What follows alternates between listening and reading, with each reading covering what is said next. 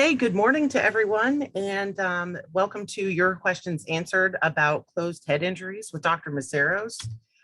These questions are coming directly from the evaluations that you guys filled out for virtual trauma core for closed head injuries. If you would like to get CNEs, this should be probably around one CNE and one trauma hour. In order to get that, you just need to view the entire session today live or watch it completely on YouTube, and then complete the online evaluation and attestation of completion. The evaluation link will be given at the very end of this. May I? And if you could please keep your mics muted if you are not asking a specific question. If you do have a question during this time, feel free to unmute yourself or put it in the chat.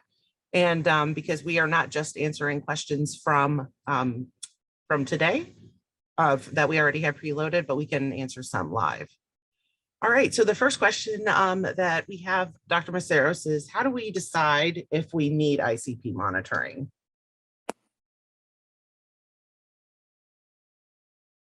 And you're muted.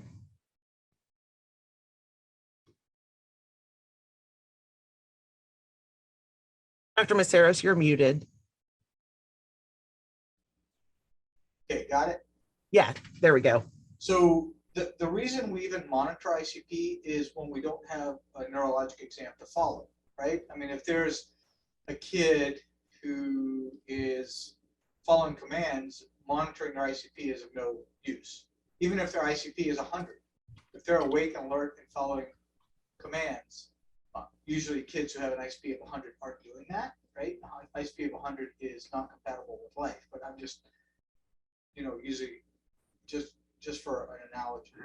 So we typically monitor kids who have no exam to follow. Typically that's a GCS of 8 or less. If they're awake, not following commands, but they open their eyes, arguably there's no need to follow that child unless they're not opening their eyes. But the criteria we use in this hospital, most hospitals, is quote unquote severe head injury, Glasgow Coma scale of 8 or less.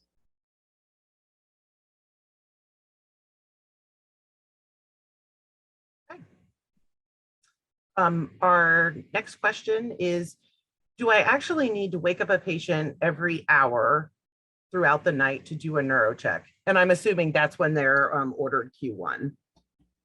So that depends on what the order is, right? So if if the request is for every 1 hour neuro checks, then yes, you do. Now, a different issue is what the utility of that is, right? If you're waking up a teenager every hour, about 10 hours into that, they're going to be so exhausted that how reliable is a neurologic exam? That's a different question and arguably a difficult one to answer. But yeah, you do.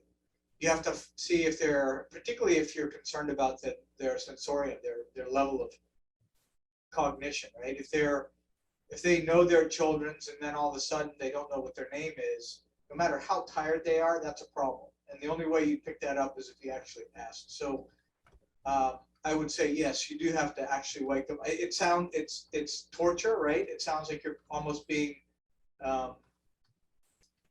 abusive to the patient and the family, but it's important.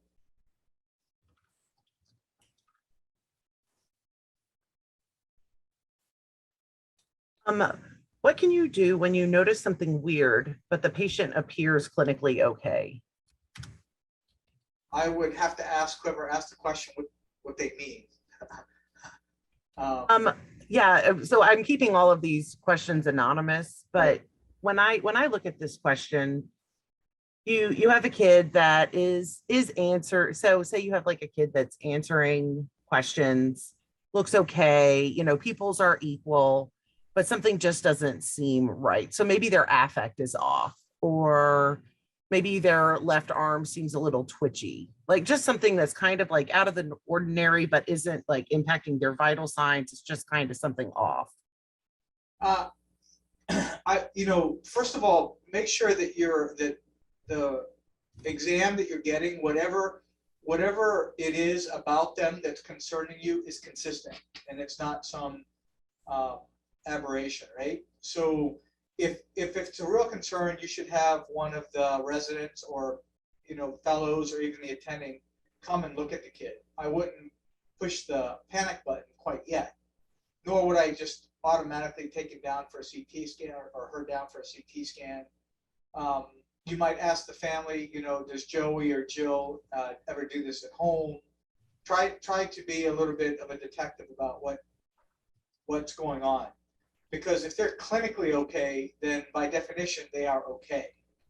I wouldn't get too anxious, but we're all sort of detectives in what we do. So if there's something and your spider sense is going off, and you're not trusting what the situation is, have somebody else, a fellow nurse, a physician, come and examine the child and see what they think. But always ask the family, particularly if they're there, if this is something they've seen before, because they might say, yeah, when Joey's really tired, he just acts out or doesn't seem quite right. He does this all the time. That would be important to know. Yeah, I think that's probably what people were getting at when they did ask that question, because I feel like we've all been there, especially our newer nurses, of like looking at a kid saying like, I know something isn't right, I'm just not quite sure what to do with it. But I think noting that asking the family is probably one of the best things. We also had somebody comment in the chat. I think that if you would notice an anomaly or weird, always report it and document it.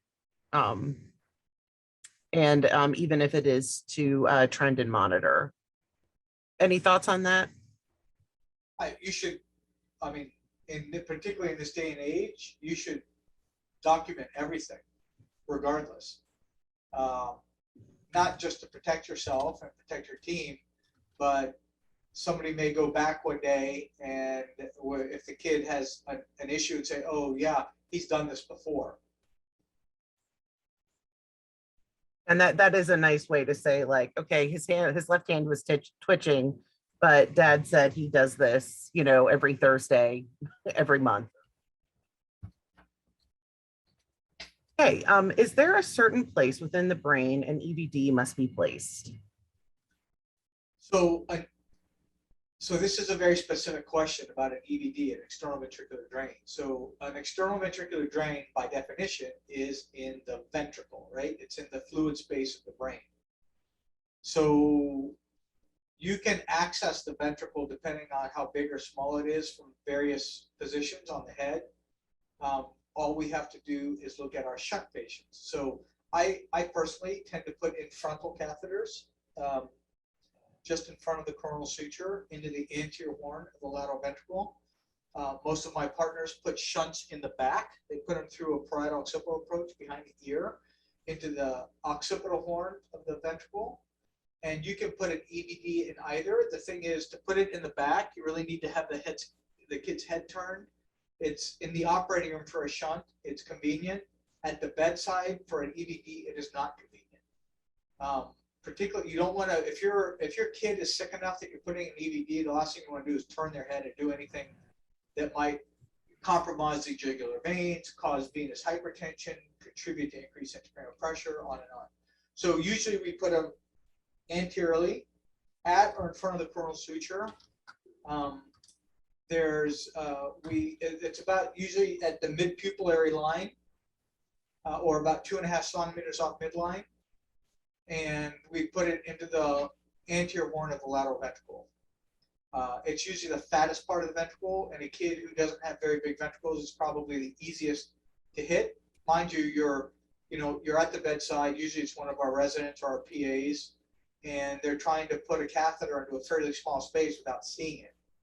So we have landmarks we use. We use the intercanthus of the ipsilateral eye. We use the mid-pupillary line. We know the catheter in a full-grown kid the ventricle should be at about 5 centimeters. So there's various criteria we use to put it in. If the ventricles are big, it's a lot easier to put the catheter in, but it goes by definition in the ventricle and typically in the anterior horn of the ventricle. I had never really thought about this. And I've taken care of a lot of EVD patients, and I always knew it was in the ventricle, but I didn't really think about like the method behind like which ventricle you put it in and why. So the ventricles should, in a normal anatomy, all of the ventricles communicate, the fourth, the third, both lateral ventricles. Whether you put the EVD on the right or left side really doesn't matter. We tend to put it on the right side because, well, some people it's their preference because of their handedness, but I would recommend. I've seldom put in EVDs, right? Our residents and our PAs do, but I usually go for the right side because most people, the majority of people, are right-handed, and most of them have their language function on their left side. Even the majority of left-handed people have their language function on the left side. So the point is that if you had a complication, if you had a bleed, a brain bleed, either intraventricular or intraparenchymal, in the brain, you'd rather have it in your non-dominant hemisphere. You'd rather have it on the side where your speech is not. And that's why I typically suggest the right side. Plus, most of our residents and PAs are right-handed, and they're passing the catheter with their right hand. And it's a little easier to pass the catheter medially with your right hand than immediately from the left side with your right hand. That's a nuance, but that may be a preference. No, that's really interesting. You're answering questions I didn't even know I had, so that's great. What precautions should we have for a closed head injury in the emergency department other than just observe and report symptoms? Well, precautions and observations are two different things. So there's not many precautions you can take in the emergency department. Any kid who has a head injury should have the head of their bed up, whether it's a minor head injury or severe head injury. That's the very first thing you ever do is put the head of the bed up because it allows for improved venous drainage. The corollary to that is if they're flat, they're retaining venous blood in their head and they increase their intracranial volume and by definition increase their intracranial pressure. So when they're up, when they're sitting up, their intracranial pressure goes down invariably. So that's the first thing. You put the head of the bed up, make sure there's nothing including their neck. If they're a trauma patient, they have a collar on. Make sure that the collar isn't so tight that it's compressing their venous outlet, their jugular veins. Other than that, there's nothing that you can do that I can think of precautionary other than monitor their vital signs and examine them.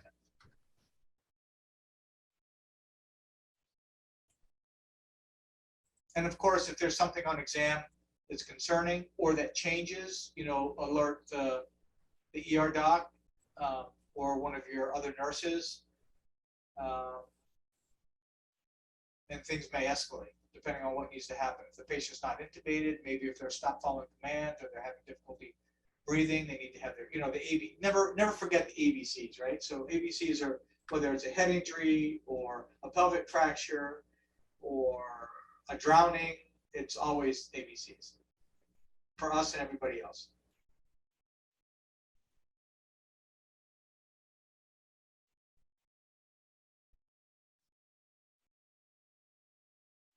That's a really important point. Like I said, think sometimes we all want to get like super complicated and get into like very granular aspects, but if you do that and you forget about airway, breathing, and circulation, you could be you find yourself in a mess. In closed head injuries, is there any one vital sign that typically changes first?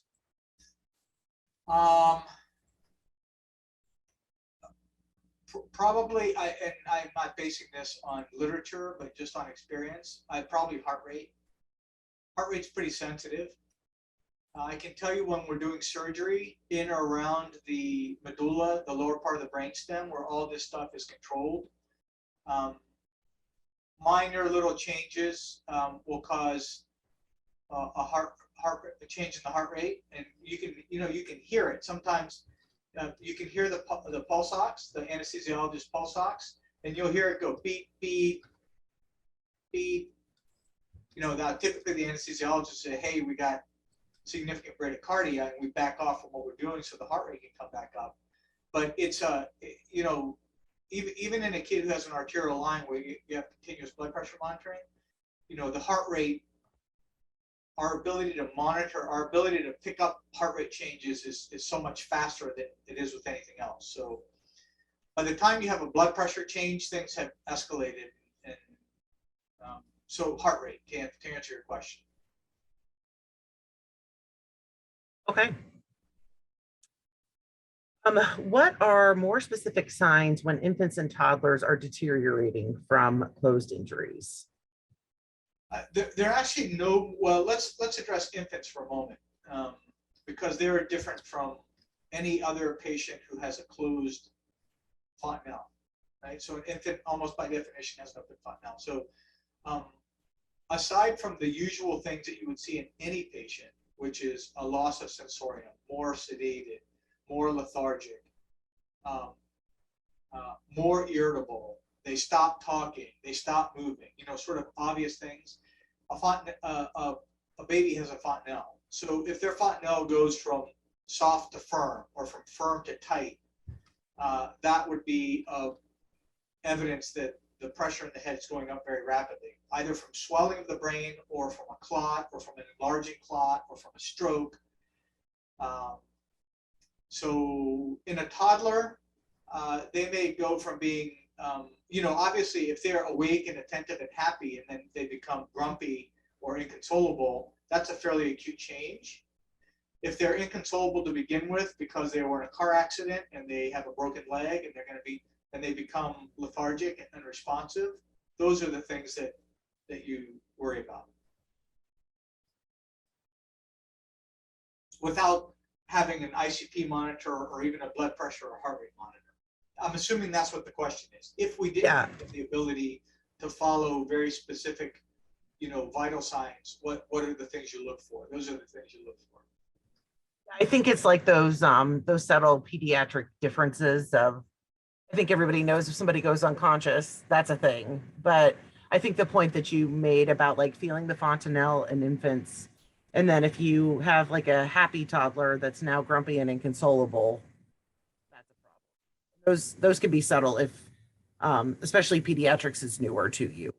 Yes. Okay. When a bone flap is removed during surgery, do you put it in the patient's abdomen until it's ready to be replaced? In this hospital, typically we do not.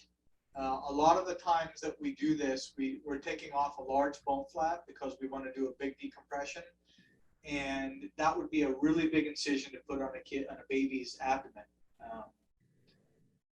That being said, in some places, that's all they do. And what we do is we put it in the freezer. We put it in a freezer. And when it's safe to put the bone flap back in, we put it back in. Now there's the good thing about doing that is you don't have to put an incision on the belly. The bad thing about that is twofold. One, you're essentially taking a piece of bone and devascularizing it, right? It's going to, by the time it comes out of the freezer, it's going to be dead for all intents and purposes. There won't be any living cells in it. Which means that when you put it back in, you're putting in almost a foreign body. It's not a foreign body, it came from a child, but sometimes that bone will not fuse, will not heal, will not grow. That's one issue. The other issue is it has a higher risk for getting infected because it's been in a freezer where it's been devascularized and there's been nothing protecting it. So sometimes we do this and we put the bone back in and we see the kid back. I must say we don't have infections very often, but we'll see the kid back and the bone just starts essentially disintegrating because there's nothing to keep it alive. And we end up in the long term having to do a cranioplasty, fixing the hole. So in a lot of places, if the putting it in the belly issue is nice because it's always with the kid. If somebody were injured out in the field during conflict, they always put it in their abdomen, because that patient, that soldier, he or she would probably be transported elsewhere, and they'll have their bone flap with them, right? Because it's in them.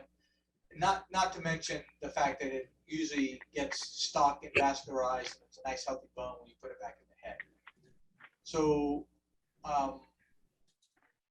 in our institution, we put it in the freezer, and we put it back in the patient as soon as we can, to avoid the two things that I mentioned below. I think we have another one about, okay. And so how long is a bone flap that is preserved, so in the freezer, good for? And how do, like, what do you put around it? I mean, do you just put it in a Ziploc in the freezer, or is it in a The special? nurses put it in a Ziploc, yeah. And I think the freezer is minus 70 degrees. I'm not sure about that. I wouldn't write that down because I'm not sure about the temperature. But yes, it's in a freezer. It's in a Ziploc bag, and when we thaw it, when we put it back in, it gets thawed, and usually we put it in some antibiotic solution before we put it in the head. How long is it good for? You know, I suppose the more important question is, how long does it take for a bone flap in the freezer to die, right? How long does it take for anything living in it to not survive? And I don't know the answer to that question. It probably doesn't take long. But usually we like to replace a bone flap within 6 months. In my own opinion, we recently had a little girl who came to us for unknown reasons with brain swelling. We thought she might have a tumor, she might have a stroke. And I took off her bone flap and I actually did a brain biopsy. And I put her bone flap back in about 3 or 4 weeks later, as fast as I could. So when do you decide to put the bone back in? You decide to put it back in when you think that there's no longer a risk that putting it back in is going to cause any pressure. So whatever area you decompress should be soft. Because if you put it back in and the brain's still swollen, obviously you're not doing the kid any favors.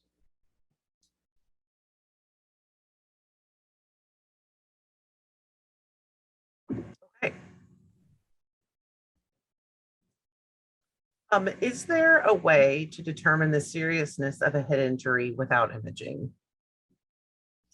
Yeah, by exam, by neurologic exam, right? So that's how the Glasgow Coma score was first developed in Scotland, right? I think I mentioned in my talk last time that the Glasgow, although we use the Glasgow Coma score to communicate the severity of any neurologic impairment, whether it's from trauma or from stroke or from hydrocephalus or from a brain tumor, it was developed specifically for trauma. And a Glasgow, if you tell somebody a kid's Glasgow Coma score, that tells you exactly the seriousness of their head injury. If their Glasgow Coma score is 15, their head injury is minor, if at all. If their Glasgow Coma score is 3, their head injury couldn't be more severe. Now, of course, there's nuances, right? There are kids who may have a Glasgow Coma score of 11 who look good, and Glasgow Coma score of 11 who look really bad, depending on how you scored them. Are they intubated? Are they not intubated? You know, have they, is their temperature a little bit low, so their GCS is not very reliable? Is it possible that they were, you know, they just got a hit of fentanyl and they're a bit sedated? But the answer to this question, it's actually a good question, because the answer is very, very simple. Their exam. That's how you tell the seriousness of their head injury. As a matter of fact, their imaging may not correlate with their head injury, right? If you have a CT scan in a kid who's had a shear type injury where they've hit their head very hard, their CT scan may look perfectly normal, and they may be a GCS of 4. So the imaging may not correlate well with the severity of exam. And the corollary to that is, or I should say the sort of the polar opposite of that is a kid who looks perfectly fine, they have a little swelling on their head, you get a CT scan and they have a massive contusion or a massive hematoma, but they look fine. So imaging and exam don't always correlate. They usually do. If you have a kid with a GCS of 3, I can tell you their CT scan is probably going to look awful. And if you have a kid who has a GCS of 15, their CT scan is probably going to look pretty good. But sometimes they don't correlate well. If you had a patient with a GCS like under 7 and you did the imaging and it looked fine, would you still like what would you do? So what's going to happen is that the ICU is going to ask us for an ICP monitor.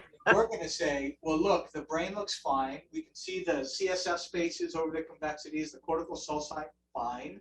The basal cisterns, the little smiley face, all the CSF around the brainstem looks fine.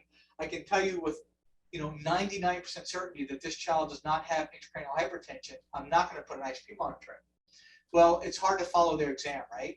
So what I would do if you're getting pushback from us, I would get an MRI, because an MRI will show you if they have a diffuse axonal injury, if they have this shear injury, and I would just wake that kid up. There's no sense in sedating parallel. I think there's a question later on about the sort of the protocol for managing head injury, but I wouldn't go through the protocol of managing head injury if an MRI shows a shear injury with no evidence for increased pressure. I would just wake that kid up.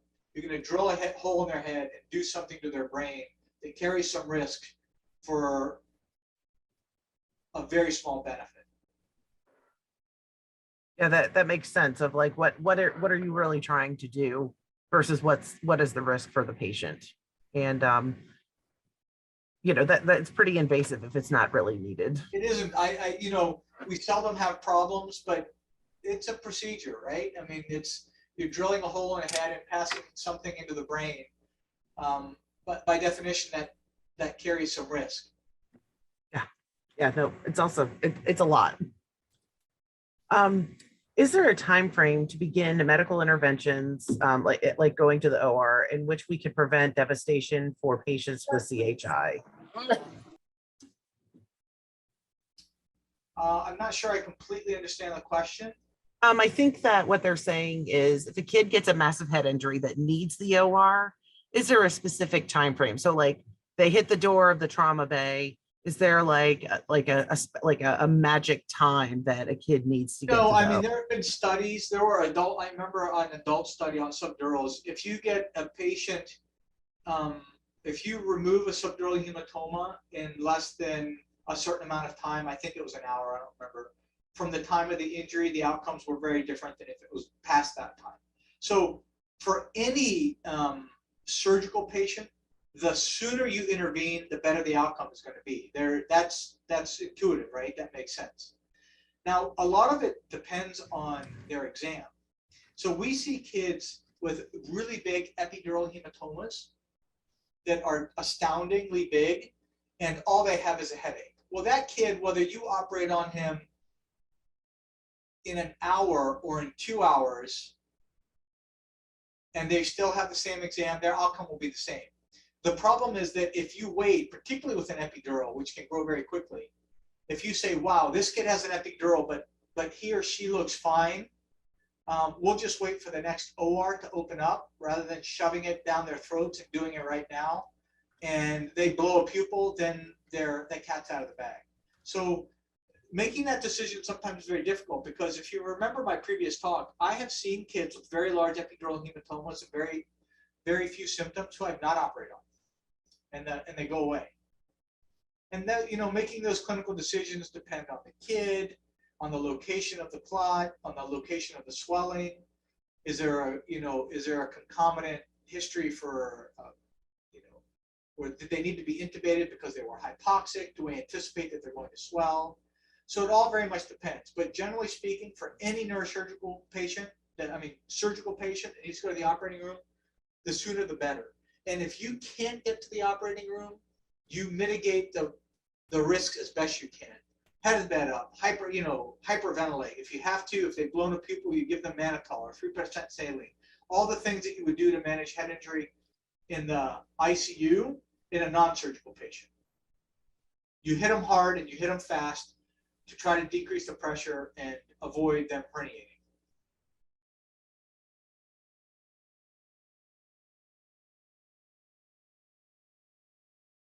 What are some of the nursing aspects of head traumas, like the management on the floor, recognizing signs of decompensation?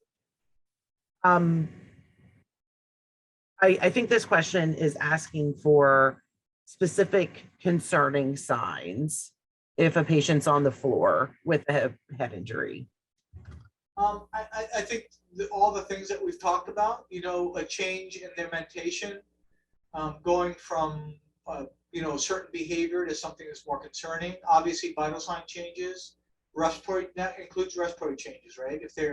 Usually you won't have a respiratory change until you've had a hemodynamic change. It's seldom that a kid will, start having agonal breathing if they haven't already been in a coma. And also listen to the parents, they know their children better than anybody. So if they alert you to something concerning, sometimes there's a tendency, particularly in people in staff, whether they're nurses or residents or even attendings, when they're tired or the patient family keeps hitting the buzzer, that you get frustrated with them and there may be an inclination to dismiss them, or, why are you bothering me again? Joey's fine. I've looked at him 10 times in the last 5 minutes. And then it's the 11th time when, you get burned. So listen to the parents. Look at the kid. Look for vital sign changes. If all of a sudden they start vomiting and, little Susie never vomits, I don't know why she's vomiting. Things like that. Subtle changes sometimes are harbingers of oncoming disaster.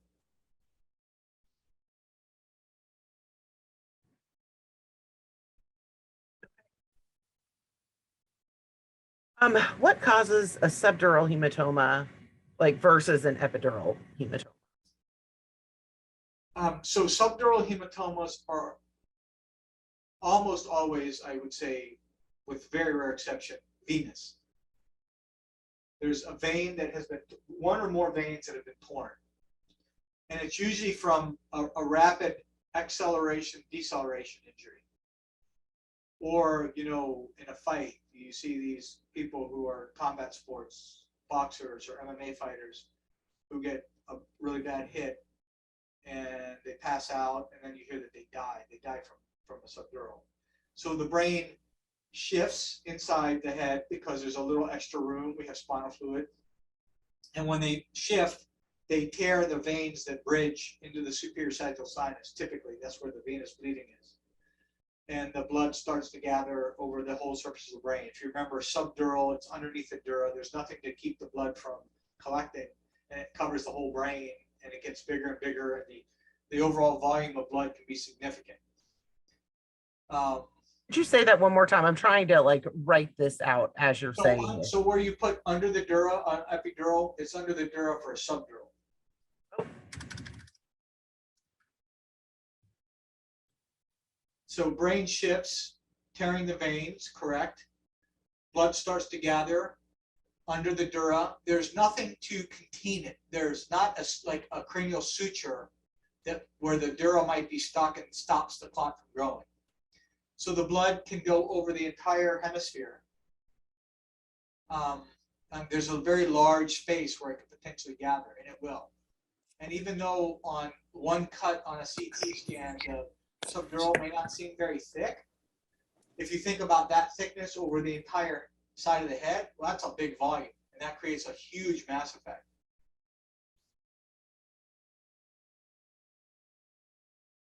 So an epidural hematoma, epidural is outside the dura, or some people say extradural epidural.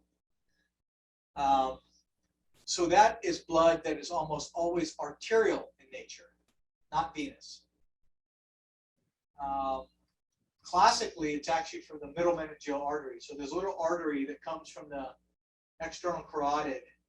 It goes through the bone, through the, it's called the foramen spinosum.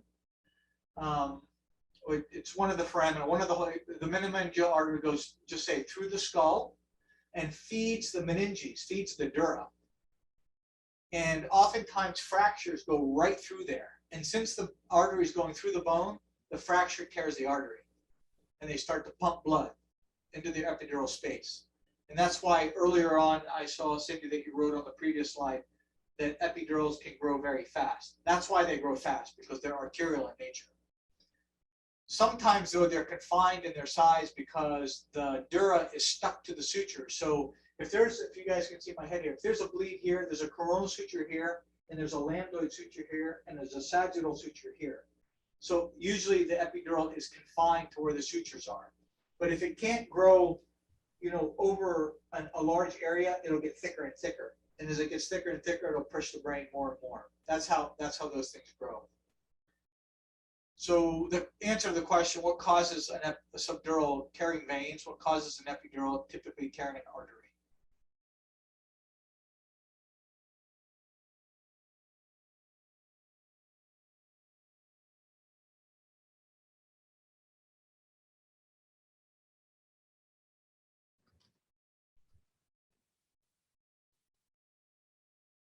I think that's a really good way to help everybody remember. And it's typically, have we seen, Yeah. have I seen epidurals that are from venous bleeding? Of course, yes, but it's usually arterial. How often do you see a skull fracture being the cause of the epidural? Like, is there any other thing can you get an epidural without a fracture? You can, particularly up here frontally, or back here if there's a fracture. Let me answer your first question. Very often. Okay. I can't give you a statistic, but very often. There's almost always an associated fracture. So it could be that the fracture bleeds, the bone has, venous blood in it, and the blood bleeds into the epidural space. As a matter of fact, sometimes we'll see a kid who has a fracture, an epidural. It's not very big. We re-image them at 4 hours later, make sure it's not getting bigger, and it's gone. Well, where did it go in 4 hours? It probably leaked through the fracture underneath the scalp. Sometimes there's a fracture and there's bleeding underneath the scalp and not in the epidural space. So those are venous epidural bleeds, typically from the bone. Okay, that makes sense. How has head injuries and/or treatment changed throughout the years? Because you've been here for a while, so during my time here, not very much. One thing that has changed is we don't cool patients anymore. We used to. There are some very large studies were done about hypothermia for treatment of intracranial hypertension in closed head injury. And it turns out that the relative risks of that outweigh the benefits. So that has become, I think it's been quite a while since we've cooled the patient. The use of hypertonic saline has become prevalent. When I was training, we didn't use hypertonic saline. Surgical management is about the same. There have been studies, and we've done a few here, where we put oxygen monitors directly in the brain to manage head injuries. We haven't done that very often because most of these monitors are really, really big. And they were called Lycox monitors. I don't know if you guys remember, but we had some complications from those with epidural hematomas being caused by the monitor and stuff like that. So, Mike Bell, who's the head of the ICU and is essentially a world expert at the management of closed head injury, could probably answer this question better. But I would say no hypothermia, but the onset of hypertonic saline have probably been the two most significant changes over the last 15 years. You any reasons why hypertonic saline has become like such a thing? And is this like in place of mannitol? I mean, because there's always that argument of like mannitol or hypertonic saline. I think that in our protocol here, hypertonic saline is used as a more common management tool, and mannitol is used a little bit for spikes that become a little bit out of control if hypertonic saline isn't working. The problem with hypertonic saline is, as you know, is it's hypertonic, and you can end up having very bad sodium shifts, which will come back to burn you, right? So I think that concern is why it may have not been as commonly used in the past, but our ability to follow that, to control that, is a bit better. I mean, overall ICU care, both nursing and medical care, physician care has invariably improved. I mean, you save patients all the time that would have died in the past. And that includes like, non-head injury patients with sodium issues, craniopharyngioma patients who are panhypopin, have diabetes insipidus, or kids who show up with medical diabetic issues. We're just much better at managing both hypo and hypernatremia. Hypernatremia being the main issue with hypertonic saline. There are some EMS agencies that are trialing hypertonic saline in the field. Some are using 3%, but some are using 23%.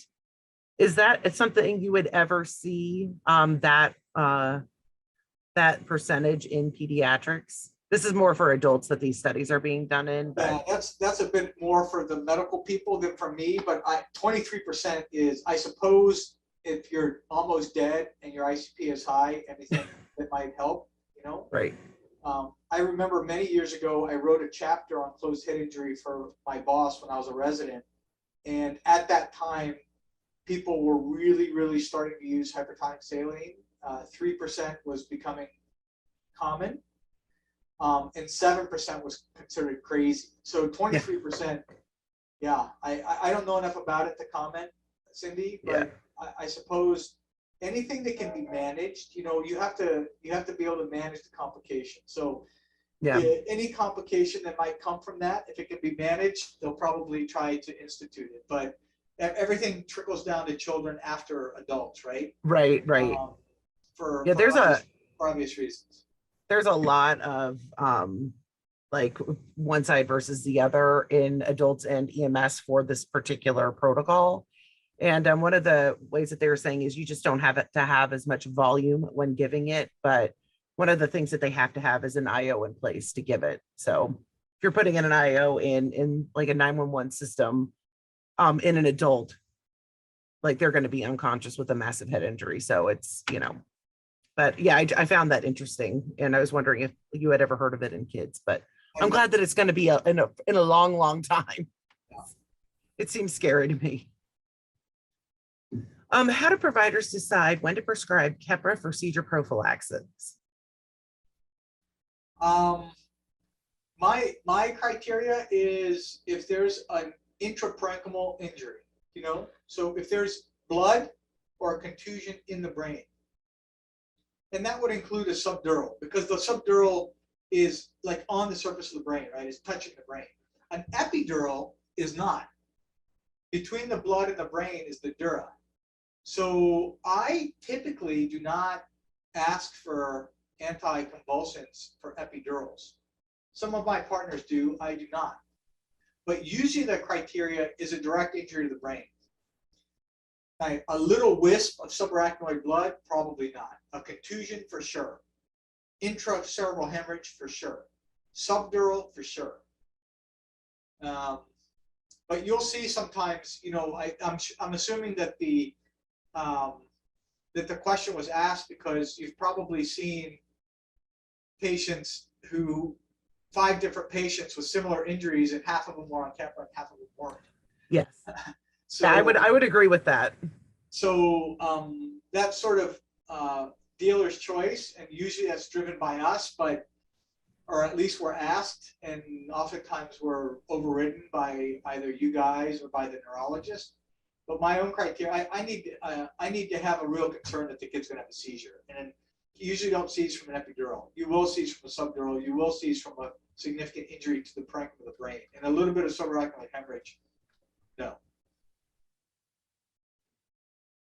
If a child has a brain injury and they have a seizure, no matter what type of injury it is, would you give Keppra? So that's a great question, because we see contact seizures all the time, right? Kid whacks their head, has a seizure, and passes out. Or whacks their head, passes out, and has a seizure. A one-time contact seizure, no, I would not give them anticonvulsants. If they have a second seizure, yes, I would. I think that's interesting too, because I've seen like all of these cases, and I always knew like we're trying to prevent seizures, but like which kids are like more at risk for that, and I feel like that's really helpful. Other than trauma, what are some other things that causes brain swelling?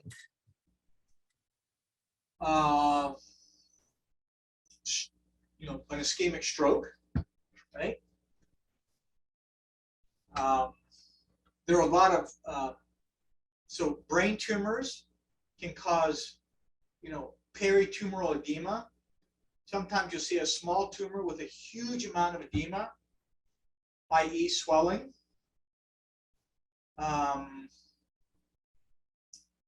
There are, other medical issues like chemotherapy. Some chemotherapies can cause brain swelling.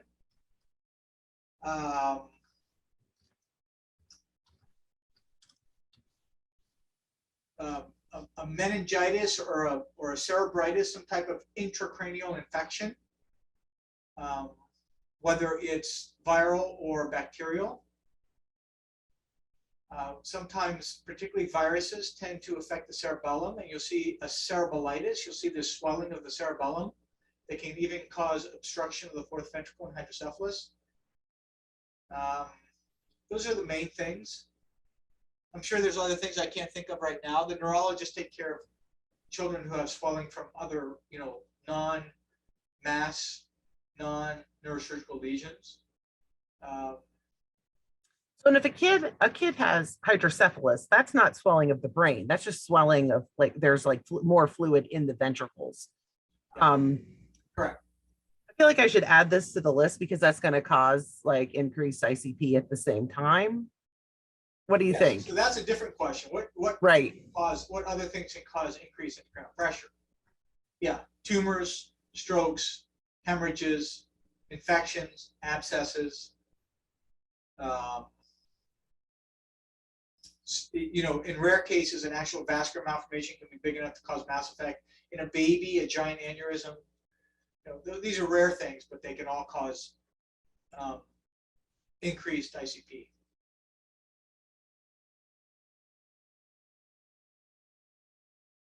I think it's important that we talk about both because they're both can be problems.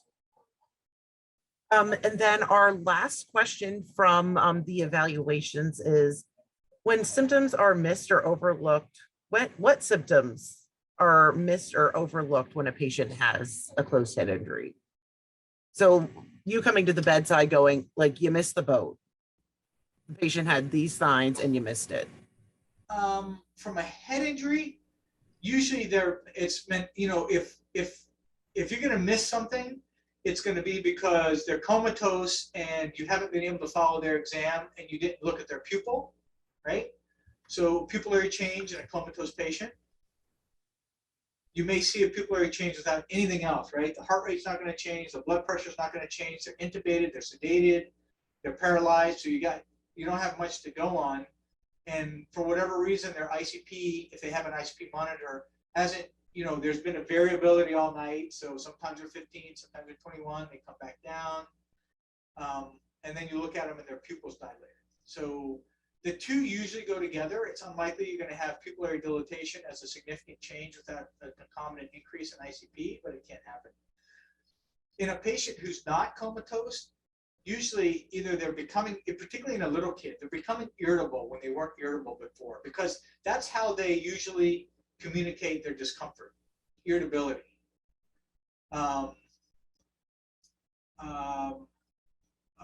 change in their alertness, even if they're awake, if all of a sudden they don't know their name or they can't spell their name or they don't recognize their parents, those are early signs of something bad happening. Those are the things that I think are missed the most. Like, how could you not have picked this up? Joey was, so happy yesterday, and today he's puking everything he has and just keeps pushing you away. Young, particularly, like teenage kids who, the classic example is the moderate head injury, the kid who's whacked his head and looks pretty good and then starts cursing and using bad words and getting up and peeing on the floor rather than the bathroom. Those are signs that something, even though they're moving around and they can even get out of bed, those are signs that something bad is happening. Particularly like the progression of some frontal lobe contusion, where it may not affect their strength or their breathing or their swallowing or their heart rate or their blood pressure, but it will affect their personality. Okay. So for those of us who have joined us online, This is your time to feel free to ask any additional questions that you have. We have Dr. Myseros for about 5 more minutes. I'm putting the evaluation link in the chat so you don't have to try to write it down. And I'd be free to just answer. We can answer any questions. You can either unmute yourselves or put it in the chat. Dr. Myseros, thank you so much for coming today. I think this was really helpful. I've had a couple people text me on the side saying this is really great and thank you for doing it. Thank you for having me. This is the first time we've ever done this, Cindy, you or anybody else. So I think it's good. Okay, cool. Yeah, I think I feel like especially trauma core is, you know, geared towards our newer nurses, and sometimes it can be a little bit overwhelming to get all of this information for the first time. And I feel like I was hoping that this would be like a good way to you know, reinforce some of the most important things. I think it is, particularly if you know, I'm hoping the people that ask the questions the first time zoomed in to do this, but usually it doesn't take a lot for something to become habitual, right? So, or to learn something. If you hear something once and then over a short period of time you hear it again, it's a little more likely that it'll stick. And not everything, you know, some of the stuff that I've told you guys is my opinion or my practice or my, you know, my intuitive thought about something, but you could get other opinions from other people. Most of what I told you is fairly standard though. Yeah. All right. Well, I think we've given an adequate time for questions. I'm going to go ahead and stop recording.